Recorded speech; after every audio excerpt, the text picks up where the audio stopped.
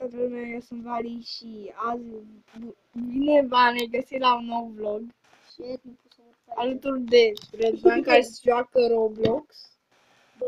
M-am căpătat pe casa lui 1. Ok. Și da, asta va fi un vlog pe care îl voi posta azi. Da, e seară, să știți.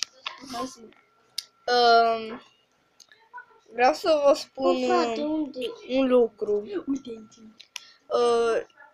Bă, hai să le promitem ceva la fani. Ce? Că mereu o să fim alături de ei și cu Adelina, da? Deci vă promitem că o să fim mereu alături de voi și cu Adelina, normal. What?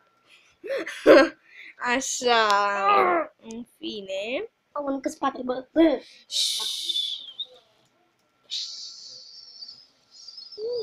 Bă.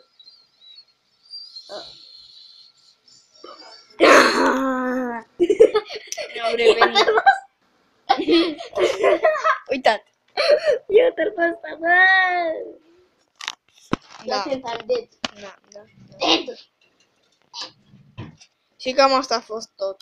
Bye! Bă, de un minut și câteva secunde, frate.